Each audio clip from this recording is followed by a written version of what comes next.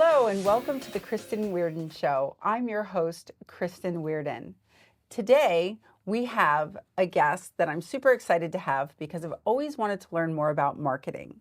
So today we have Adam Corcoran from Elevation Marketing. Adam, thank you so much for coming today and interviewing with us. Thank you for having me. I'm super excited. Yeah, this is great. So I know you because you pitched in and helped someone I know with some last minute marketing. So let me thank you. If you have a last minute need, not to always put the last minute pressure on you, That's right. but you really came through. So I want to say thank you again for that. And that's how you and I got to know each other. Certainly. It was my pleasure, and I had fun with it. Yeah, it was for pole vaulting, That's I right. believe, right? Yeah. So on that, can you tell us the story of how the founding of Elevation Marketing and the journey that led to this entrepreneurship? Sure, absolutely. So, it was actually back in 2020, during COVID, of all times, that this business was born. So I spent a 10-year career in home care, doing business development and marketing. And I'm a self-taught graphic designer from high school. And I've leaned on some of those strengths to help with like some freelancing and helping some realtors with some things and family, but never really optimized it in a business sense, right? So during COVID, I remember it clear as day. It was like the second week of March of 2020. We started to see this shift of the pandemic and what was going on. And being in a home care agency at that time was very challenging. But I did know that we were going to do one of two things. We were either going to take the step back and let this figure itself out, or we're going to be able to rise to the occasion and be a resource for the community. So being a graphic designer, we had the ability to create our own collateral. I created a one-page flyer that spoke specifically of why a home care agency would be relevant during that uncertain time.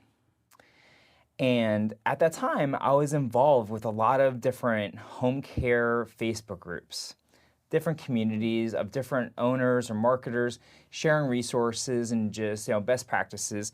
And I started to notice that during that time, people were kind of freaking out. And they couldn't get into their accounts, they couldn't do their sales calls. And I saw quite the opposite. We were able to get that one flyer into the hospitals and rehabs, and we saw a great opportunity that it really made sense, and our business was growing during that time. So in one of the Facebook groups, a lot of the energy was negative, and I saw an opportunity of reaching out to the administrators saying, hey, why don't I share some of the resources that I'm using to help market and sell during this time to the rest of the community. At that time, there was about 3,000 home care owners in that group. And he's like, sure, go ahead. Now, keep in mind, I did this with no intentions of creating a business or, monetizing in any sorts. It was truly out of the goodness of my heart to really be able to really do good for the community. So I posted in the group and I said, if someone would like this custom flyer, reach out to me and I'd be happy to customize it to, their own logo, their color schemes, with their information on it. And I had no idea what was going to happen. Overnight, over 200 requests came in. And I didn't know what to do. It got very busy very quick. So, this graphic design hobby turned into something, a big responsibility overnight. So much so, the administrator, reached out to me, the next day. He's like, do you want me to remove that post? Or he's like, I don't know how you're going to keep up with this. And I was like, no. Again, going back to the why, I wanted to support the community during that time. So I quickly got to work and started, designing these flyers specifically for these owners. And no joke, days later, they would come back and say, where do I get this printed? And I said, Staples, or, figure it out. And they came back and said, can't you print it for us? And then a light bulb went off. And I said, let me see if I can. So I got connected with a printing conglomerate and being able to support with drop shipping their printed goods. And very quickly, all these owners started coming back and requesting brochures, business cards, apparel, promotional products. And literally, the business was born in the heart of the pandemic. So much so, we created the business act back then called Home Care Flyers, because we literally were creating flyers for home care agencies. And then in 2022, we rebranded to Elevation Marketing because we had a wider, scope of what we were offering. But so I say that with good intention that, by doing the right thing led to the birth of this business. It was inspirational to watch something that came from just a good heart with no intentions turned into really fulfilling my entrepreneurship dream. That's incredible. You're the second interview I've done so far that a business was born out of COVID. One, because I just never want to be unemployed and have to worry about the job. And so they followed their passion and they have a very successful business that they're now on an expansion. And you're the next one that was, I'm just going to help other people. And it's amazing, though, how many business owners all of a sudden go, oh, well, maybe I need this, or how do I do that? And I always say, what were you doing before?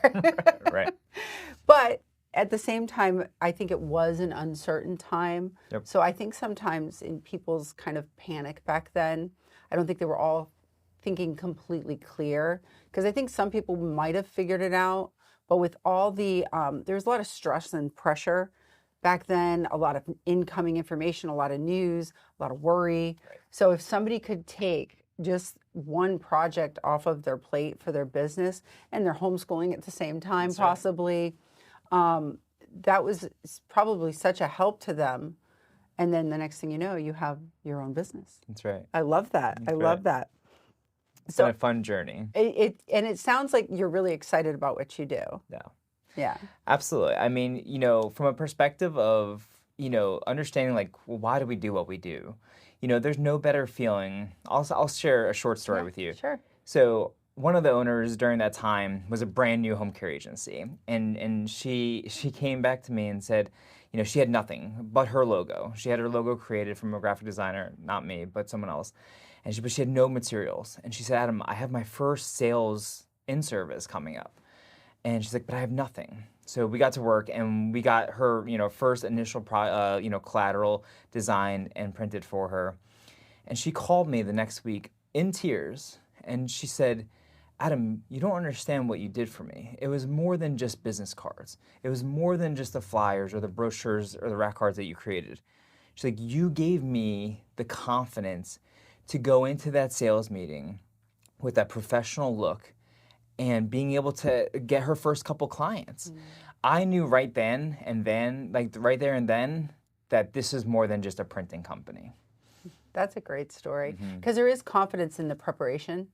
I mean, I even know just doing these, that if I was trying to wing it, Right. I would feel it internally. I might be able to do it, but that internal feeling of just being prepared, and then you add feeling professional as you walk in, there's definitely a confidence to that, for sure. So how do you maintain a good company culture within your team at Elevation? So, as we grew, back in 2020 and now fast forward to today, we've brought on employees into the organization. And, I've taken my entire career as like a footprint of understanding what I wanted to create within our organization. I've worked for, multi-million corporate entities all the way down to small mom and pop. So I saw everything from both angles. And I knew that company culture was important to me.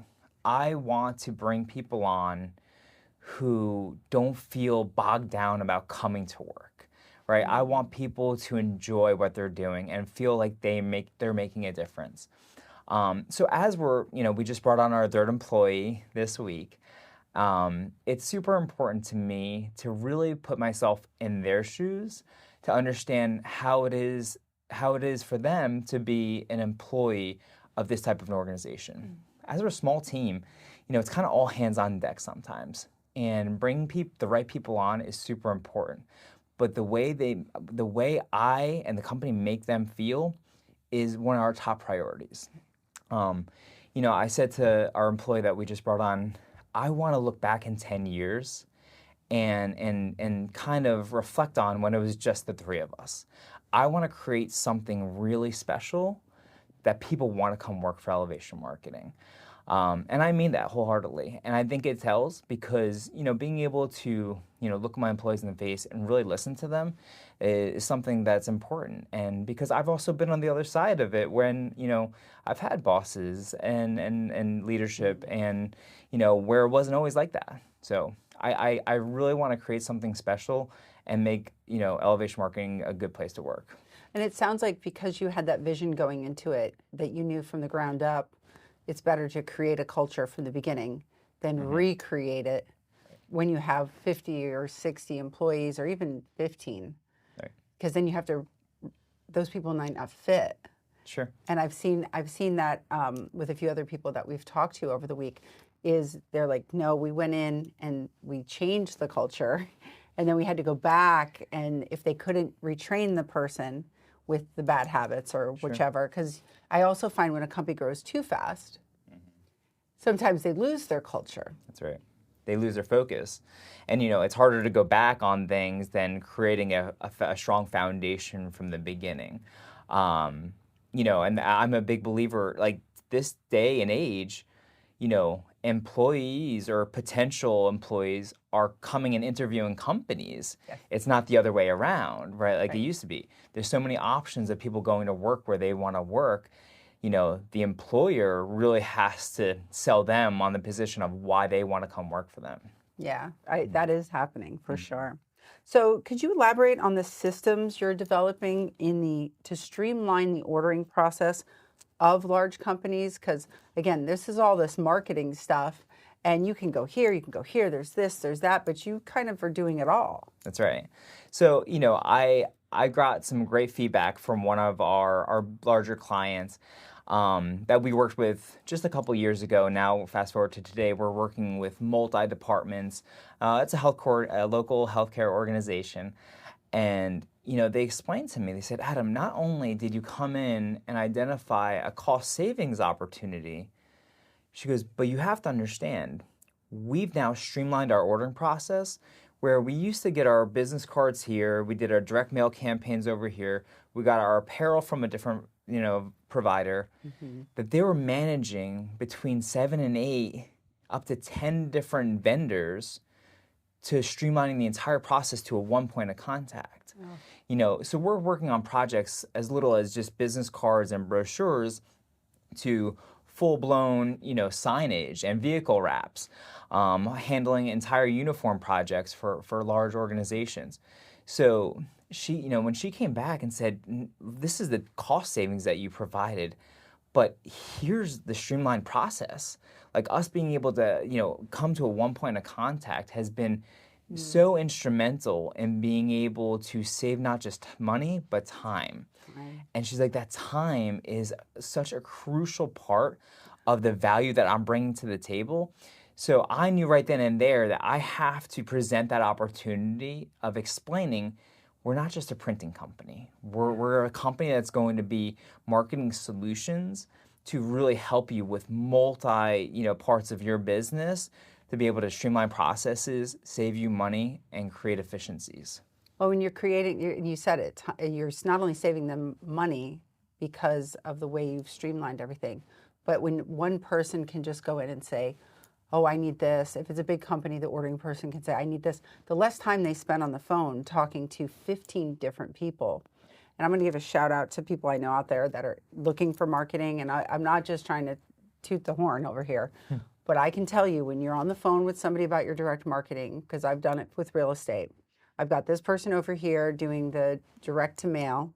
I've got this one over here I'm getting my business cards from on whatever print online thing. Mm-hmm. And then you've got the other one over here that you're like, they're trying to sell you the cup, and then you've got to transfer all that over there, and then all the setup fees. I, for a while there, was spending so much time talking or dealing with 3 or 4 different people. And then there's the price structures because everybody's got their own. Right. And there was no shopping around because that's the product that one sells, that's the product that one sells. But you pull from different people and places to streamline it and save money for your customer. And I think brand consistency is also something that's worth mentioning because, I had a client come to me and explain like, well, we print our business cards here, but we do our brochures elsewhere and our direct mail campaigns done in another place. And he goes, but I'm just so frustrated because my colors don't align. Oh. And I said, well, you have to understand, you're printing with 3 different providers. And then he goes, well, I want brand consistency. I'm like, don't we all? Yeah.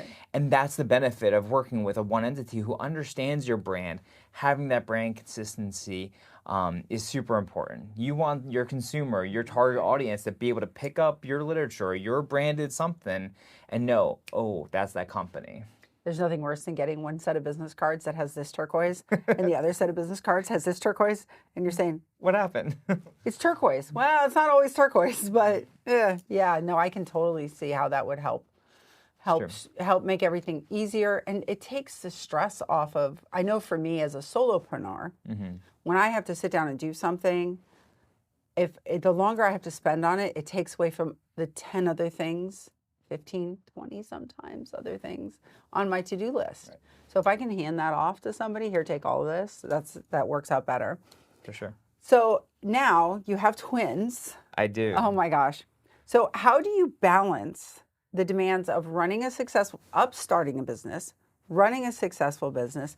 You do a lot in the community and you have a family. So how do you balance your community service, work, and all that? Yeah, people use the term work-life balance, right? And it's commonly used over and over and over again. Oh, yeah. And I think at different phases of this journey, you have to do what you have to do to just manage.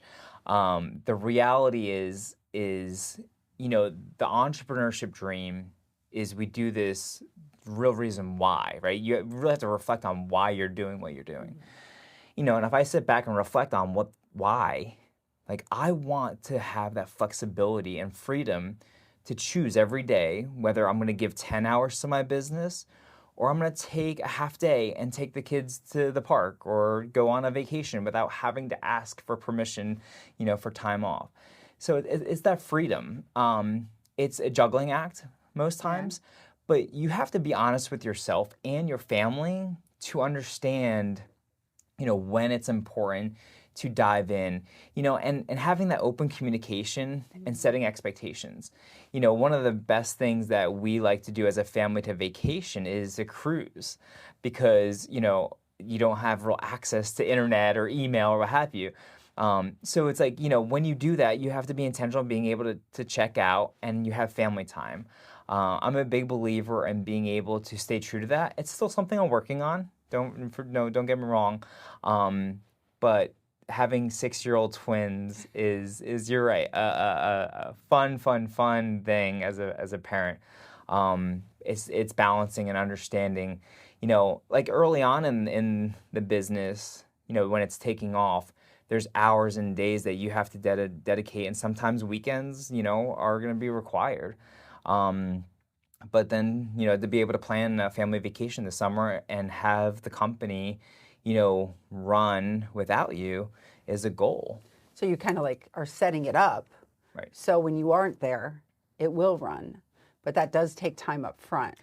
And you nailed it. You said being honest with them. Right. I find as a parent, one of the things that I was talking about when I was at the Women's International Conference is as a parent, if you lie to your kids about time, I'll be there in 5 minutes or I'll be there tomorrow or they're going to remember that. But if you can say, I cannot make your game, but when your next game comes up, I can already see on the calendar that time is open and you show it to them, they can kind of wrap their heads around, okay, this is what happens. Parents obviously work. And they might be disappointed, but when you make that second one, I think they look at it and say, oh, my dad kept his word or my mom kept their word. At least that's from my experience. So being honest with your time with them. And leaning on your spouse, I can't thank my wife enough because she's understanding and she's my biggest cheerleader and she understands the times that we need to designate to the business. And she knows, I think, deep down inside that, this is preparation for a future of a lot more flexibility. Right, right. We giving her a little shout out. That's right. Have to. So, what advice would you give to an inspiring entrepreneur who's looking to take a leap into their own business? They're like, okay, I'm done with the JOB. What would be some of the advice you would give them starting out? I struggled with going all in for several years. The business started in 2020 during COVID, and I didn't go full time with my business until just last year. So I went several years with juggling both my full-time job and this side hustle, all right, side business. And my biggest word of advice would be to believe in yourself. And I mean that wholeheartedly. I struggled with fear for well over 2 years of kind of that clouded vision of saying, well, what if I can't do this? Or what if I don't make it? And you really have to lean on faith when it comes to that, understanding, like, putting yourself in that perspective, like, okay, where you're at in your career, your life. Like, I really played it out and saying, like, okay, if it doesn't work out, I'm still in my 30s. I could find a job, right? But I didn't want 30 years, 40 years to go by and say, well, why didn't I ever try it? It really, I think that confidence, surrounding yourself with people who are going to build you up is crucial. And finding that support system and leaning in on faith, I think, is crucial, because without that support, you'll never take that leap, right? You'll always have that doubt, and realistically, you don't know until you try, and again, I have no regrets in my transition to go full-time with my business. I've been an entrepreneur since I was, a kid, but now to dedicate my entire efforts to it has been instrumental. But yeah, I had to believe in myself, and I had to overcome a lot of fears. But by doing that, I surrounded myself with people who are going to lift me up during that time. I like that you mentioned that you were struggling with taking that leap because you had 200 people want your flyer. And you were obviously doing pretty good to keep thinking about making the leap. And I understand for some people it's hard to leave that security. Once you made the transition, did you realize how the fear was kind of unfounded? In the journey of entrepreneurship, I mean, that fear is definitely lessened, right? There's no doubt about that. But sometimes I wake up, I'm like, wow, what did I do? But I mean, I think, going back to the perspective of saying, like, yeah, like, why did I have self-doubt? Like, now that we've accomplished so much in this amount of period of time, is like, you're right. I am, I can do this. Yeah. You just have to continue to affirm that and make sure that you're staying disciplined in doing the right things. Yeah, well, and that's entrepreneurship, being disciplined on the day-to-day stuff. Not always fun, Nope. not always fun, but we do it because that's part of being your own boss. Right. So, okay, now with social media out there, do you find promotional products have taken a back seat? Because I'm old school. I grew up where we had all the goods. Yep. Especially, my mom had a real estate office when I was in my teens. And we had the mugs, we had the papers, we had the business cards, we had the keychain, whatever it was. Right. And we weren't going to conventions. So outside of the convention giveaways, do you find that people just like, oh, I have social media, I don't need these things? So, someone asked me not too long ago, like, you're getting into a printing business, printing's dead. And I'm like, let's talk about this. I think the most successful companies have a good brand strategy with a mix of digital and printed collateral. Promotional products, those leave behinds, those gifts, that brand is important on many aspects, right? I said just the other day, I think the most successful people have a good multimedia mix. You're driving down the street, you see a billboard, you recognize that brand. You see that same company out doing community events, wearing their branded apparel. Having that kind of comprehensive marketing brand strategy is crucial. For someone company who maybe just has, a digital footprint is just one part of the puzzle. And as we evolve, right, is printing going to become less relevant? Maybe, but I think it is very industry specific. You take a realtor, for example. Yeah, you can find a lot of information about, listings on the internet. But when you walk into that house, for that open house, Right. you want something that's going to stand out, that takeaway, that's going to represent, who you are, the quality. I've never thought in a million years I would be touching paper and, knowing the different stocks and different feel laminations and what have you. But it does make a difference. It really does. It's interesting you say the paper stock. Little story. So our family had a manufacturing company, but they also had direct to mail, manufacturing that was direct to mail products. And the catalog. Yeah. You'd always feel, so then when I touched, and it was, at first it was a newspaper printy catalog, then they tried to raise the prices, so they raised the thickness of the paper. Their customers were already set in their ways, so they went back to more of the newspapery feel, kind of like the Vermont store paper, for those of you out there who know the Vermont store, the way their catalog is. But then I would notice after that, when a magazine or a catalog that I would get in the mail would change its paper. And I would see anybody who knows the old front gate, they had a kind of paper, and now they've changed to a staple instead of a. There's so many things that I'm fascinated about this stuff, about promotional stuff, because a catalog back then was a big thing to get into a house. And what I've noticed, I'm actually starting to get more catalogs instead of less. Back in the day, it was Victoria's Secret would send a catalog to every person in the house that they had in their database. They wouldn't combine the names based on the mailer. Interesting. Yeah, if my daughter was buying there and I was buying there, we were both getting a catalog. That was their strategy.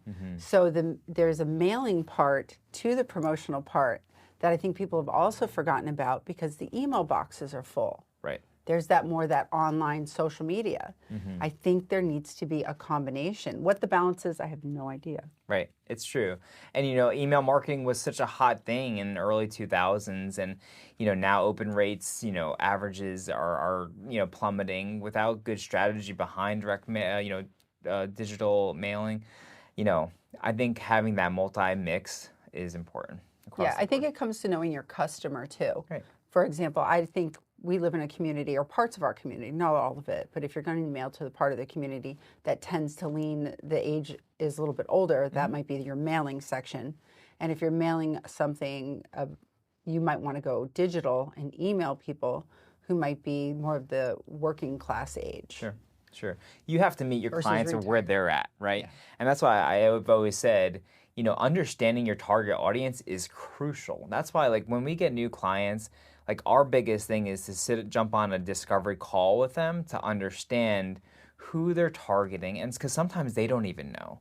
So it's let's identify who that person is that you're looking to target, and then kind of reverse engineer how we're going to get to them. Yeah, I agree. I like that strategy, and I think more people need to understand that strategy going forward if they're going to keep promoting their business and growing. And some companies, they spray and pray, just blitz the market and do everything and see what sticks. I've seen companies waste thousands and thousands of dollars of resources and money and time when you could have been a little bit strategic on the front end and seen better results. I love that, spray and pray. I think that's a realtor strategy. Yeah, sometimes. Sometimes, right? So how do you envision the future of marketing evolving, and what steps do you see Elevation staying there to stay ahead of the curve? I think staying relevant in the marketplace is something we're always going to have to be ahead of the curves, right? So we're actively always doing independent research, going to conferences, reading articles, staying in tune with, AI has been a huge thing that's, come up in the past couple of years. How is that going to implement into marketing strategies? So we're just always trying to stay ahead of the curve to understand, really, you know, if you're not continuing to learn, you're going to be left behind. For the people who let things roll out and then try to get caught up to it, it never really works out. Like, you want to be ahead of the curve. So we're dabbling in some AI products right now that can be instrumental in business growth for people. And then we're going to, when we feel comfortable enough to roll it out to the consumers, we will. But I think it's always about just being front thinking and being able to be ahead of those trends. Right, AI is going to be big, but I think it also has to be managed within each scope of what it's used in, whether it's marketing or writing a letter or anything. That's right. I've seen some stuff come out. I'm like, oh wow, that's really good, and then other stuff I'm like, oh, I got to go in here and change some things. This is a little bit. So people who think I personally think people who think they're going to lose their job over AI, there's still the human aspect, I think, that needs to be implemented. Absolutely. And even like people would ask me, like as a graphic designer, people would come and like say, nowadays AI can be able to create that. And I still challenge that because, I think what we're going to find out is the utilization is going to grow so much that people are going to be able to see through it. And people are going to then really demand authentic material, authentic content, because AI is at some point, I know it's going to continue to learn, but I think people are going to really demand not seeing through the clouded smoke of AI content. So I agree. At least that's where I think we're going for the near future. Right. Can you share a memorable experience? Because you do a lot of volunteer work, and you were part of the interagency board here in Naples.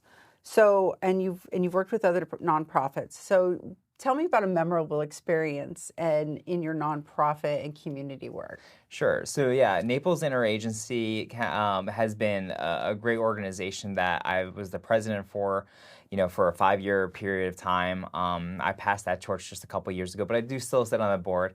Actually, and just this past weekend was just a testament of what we do and why we do it. So the organization, we raise funds to help people, scholarships to people who are entering the healthcare world, whether it's become a CNA or a nurse or physical therapist, what have you.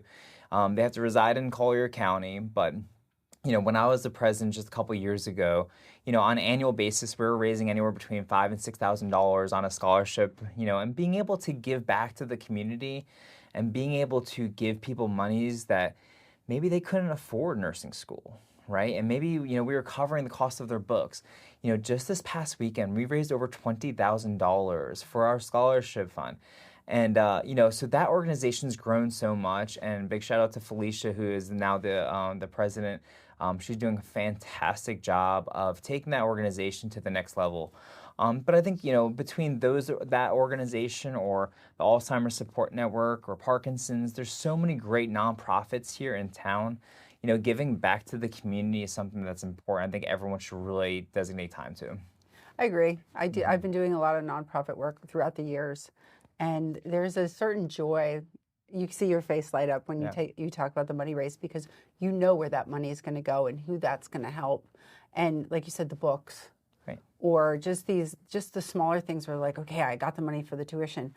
Oh, now how am I going to get them? Whether it's the stethoscope or the uniform or whatever it is they need to just have that again. We're right back to the beginning of our conversation. That being prepared confidence, walking into the room. The backpack drives that I've worked on, it's knowing that kid is going to show up prepared for their schooling, and that just brings a level of confidence. That's right. So I'll be sure to put their information also in with your information. Great. So I want to thank you for joining us today. I really appreciate you having you on today, because I'm talking about paper. Come on. I love promotional stuff. I love the giveaways. I probably keep all the little giveaways I get for the longest time. And my daughter or somebody's like, Really, Mom? Yeah. Really? How long have you had this? I don't know, like 7 years, but isn't it cute? I don't know. There's a thing about promotional products. So I'm glad I got to have you on. Absolutely. Well, I appreciate the opportunity. Well, that's it today for the Kristen Weardon Show. Thank you all for joining us. My name is Kristen Weardon. I'm your host, and we will have Adam and Elevation Marketing's information also listed below in Spotify, YouTube, and wherever you'd like to find this in the podcast world. Thank you so much for joining us, and we'll see you on the next episode.